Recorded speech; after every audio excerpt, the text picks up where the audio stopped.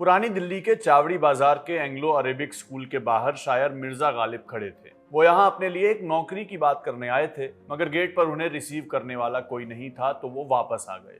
उनका कहना था कि नौकरी करनी है ताकि इज्जत मिले। उस जगह नौकरी कैसे करूं जहां मेरी इज्जत ही ना हो। इस घटना के करीब 130 साल बाद मुंबई में गुलजार के दफ्तर में एक टीवी सीरियल पर बात चल रही थी। नसीरुद्दीन शाह अंदर आए और कहा कि मैंने ही कई बरस पहले आपको एक चिट्ठी लिखी थी और कहा था कि इस रोल में संजीव कुमार को मत लीजिए, उन्हें तो उर्दू भी नहीं आती। इसके बाद नसीरुद्दीन शाह ने कहा था कि ये रोल तो मैं ही करूंगा, मैंने नहीं किया तो किसी को करने भी नहीं दूंगा, और वहां से उठकर चले गए। उनके जाने के बाद गुलजार ने कहा यही है गालिब, और नसीरुद्दीन शाह को मिर्जा गालिब टीवी सीरियल में ले लिया गया। तो आज बात करेंगे उसी मिर्जा गालिब सीरियल की, और बात करेंगे सीरियल की उन सारी खास बातों के बारे में जिनकी वजह से आज भी जब कोई गालिब का जिक्र करता है तो इसी टीवी शो के सीन्स हमारे जहन में आ जाते हैं। तो आइए शुरू करते हैं। 1975 के आसपास का समय था। Naseeruddin Shah film and television institute of India Pune में पढ़ाई कर रहे थे, FTII में। इधर मुंबई में हिंदी सिनेमा फल फूल रहा था। मेन स्ट्रीम फिल्में नए नए एक्सपेरिमेंट्स कर रही थी। इंडस्ट्री को सलीम जावेद की जोड़ी मिल चुकी थी जो हर कुछ महीनों पर ब्लॉकबस्टर दे रही थी। शोले में ठाकुर का किरदार निभाने वाले संजीव कुमार की भी इंडस्ट्री में मजबूत मौजूदगी थी। कई अच्छी फिल्में वो कर चुके थे। इसी बीच खबर आई कि गुलजार एक फिल्म बनाना चाहते हैं अपने पसंदीदा शायर मिर्जा गालिब पर, और गुलजार चाहते थे कि संजीव कुमार गालिब का रोल करें। ये बात पुणे के FTII कैंपस में पढ़ने वाले नसीरुद्दीन शाह तक भी पहुंची, और नसीरुद्दीन शाह को जाने क्या सूझा कि उन्होंने गुलजार को एक खत लिख डाला। चिट्ठी में लिखा गया कि कहाँ आप संजीव कुमार के साथ मिर्जा गालिब पर फिल्म बनाना चाहते हैं, उनको तो उर्दू भी नहीं आती। नसीर यही नहीं रुके, उन्होंने ये भी लिखा कि मिर्जा गालिब इतने मोटे नहीं थे।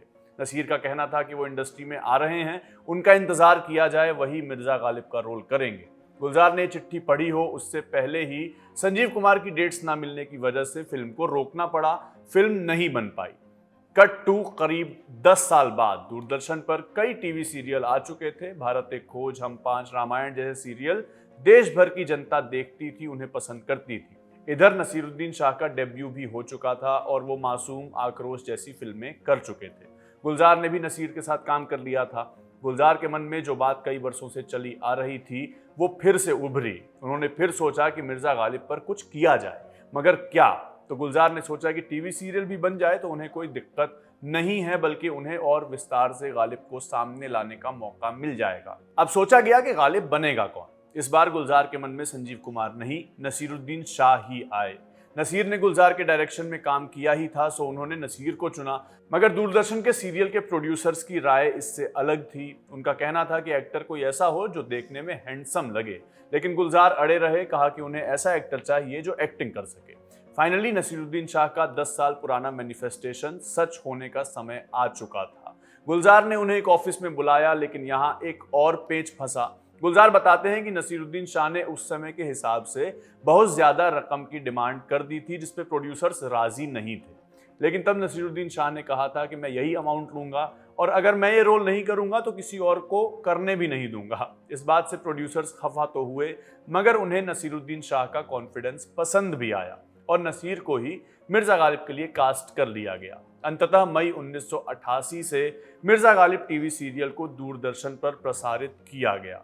अब उस चिट्ठी का क्या जो नसीर ने गुलजार को संजीव कुमार के खिलाफ लिखी थी? नसीर बताते हैं कि जब वो दफ्तर गए तब उन्होंने इसका जिक्र गुलजार से किया भी था, मगर वो चिट्ठी गुलजार ने कभी पढ़ी नहीं थी। शायद फैंस की तमाम चिट्ठियों के बीच कहीं दबी रह गई हो। मगर जो बात नसीरुद्दीन शाह ने संजीव कुमार के बारे में कही थी वो खुद उनके लिए भी कुछ गलत नहीं थी, क्योंकि नसीरुद्दीन शाह यूं तो थे नवाबों के खानदान से, मगर उनकी पढ़ाई कॉन्वेंट स्कूल में हुई थी। उन्हें उर्दू उतने अच्छे से नहीं आती थी। मिर्जा गालिब की तैयारी करते वक्त गुलजार ने उनसे कहा था कि आपको अलग से पढ़ने की कोई ज़रूरत नहीं है, आपको सब कुछ स्क्रिप्ट के अंदर ही मिल जाएगा। और हुआ भी कुछ ऐसा ही। गुलजार ने जिस तसल्ली और डिटेल के साथ मिर्जा गालिब की ज़िंदगी और शायरी के बारे में लिखा था, उसने गालिब की पूरी ज़िंदगी को हमारे सामने लाकर खड़ा कर दिया था। इस सीरियल के लिए गुलजार के साथ शायर कैफी आज़मी ने रिसर्च की थी। तन्वी आज़मी गालिब की पत्नी बेगम उमराव के किरदार में थी। नीना गुप्ता रक्कासा नवाबजान के किरदार में थी। इसके अलावा शो में शेख मोहम्मद इब्राहिम ज़ौक़ का किरदार शफी इनामदार ने, बादशाह बहादुर शाह जफर का किरदार सुधीर दलवी ने, परीक्षित साहनी नवाब शम्स बने थे। और मैकमोहन बने थे नवाब जान के नौकर। सीरियल में डायलॉग्स के अलावा जो जादू पैदा हुआ था वो था गुलजार के नरेशन और जगजीत सिंह की आवाज के साथ। हर एपिसोड की शुरुआत में गुलजार की आवाज में वो नज्म थी जिसमें पुरानी दिल्ली की गली, कासिम जान और उसमें बनी गालिब की हवेली का जिक्र था, और जगजीत सिंह की आवाज में थी गालिब की गजलें। सीरियल में गुलजार ने वो सब लिखा था जिसकी वजह से गालिब को लेकर कई कहानियां आज आम बातचीत का हिस्सा बनी हुई हैं। ये बात कि गालिब को आम बहुत पसंद थे, शराब बहुत पसंद थी, वो खत लिखते थे, पेंशन के लिए कलकत्ता गए थे, खुद को आधा मुसलमान कहते थे क्योंकि शराब पीते थे, सुअर नहीं खाते थे, धार्मिक कट्टरपंथता पर सवाल करते थे, पूछते थे कि बर्फी हिंदू है तो सेवई मुसलमान है क्या। ये सब बातें हमें इसी सीरियल से जानने को मिली हैं। कुल 17 एपिसोड के साथ बना ये ऐतिहासिक शो घटनाक्रम को भी और बायोग्राफी को भी कैसे लिखा जाता है और फिल्माया जाता है उसकी मिसाल था। बहादुर शाह जफर द सेकंड को कैद करना, मुगल शासन का डिक्लाइन, 1857 का विद्रोह, पुरानी दिल्ली का रंग, पुरानी दिल्ली के लोग रहते कैसे थे, ये सब बेहतरीन तरीके से फिल्माया गया था। ये सीरियल 1988 में रिलीज हुआ था। इसके कई बरसों बाद जगजीत सिंह ने इच्छा जताई कि वो फिर से गालिब को गाएं। गुलजार को ये बात पसंद भी आई और तय हुआ कि गुलजार के नरेशन में और जगजीत सिंह की आवाज के साथ गालिब की गजलों और खतों के साथ एक एल्बम निकाली जाएगी। नरेशन में गुलजार गालिब के खत पढ़ेंगे और जगजीत सिंह गजलों को गाएंगे, ये तय हुआ था। मगर इससे पहले कि इस प्रोजेक्ट को शुरू किया जाता, 2011 में जगजीत सिंह का निधन हो गया। इसके बाद नाटककार सलीम आरिफ और गुलजार ने मिलकर उन्हीं गजलों को इस्तेमाल किया जो मिर्जा गालिब सीरियल के लिए जगजीत सिंह ने गाई थी, और खतों के साथ 13 बयान गालिब नाम के 2 एल्बम निकाले गए जो सिर्फ हिंदुस्तान ही नहीं पाकिस्तान में भी रिलीज हुए, और यही श्रद्धांजलि थी जगजीत सिंह को। तो ये थी कहानी उस सीरियल की जिसने मिर्जा गालिब का चेहरा नसीरुद्दीन शाह और आवाज जगजीत सिंह को बनाया।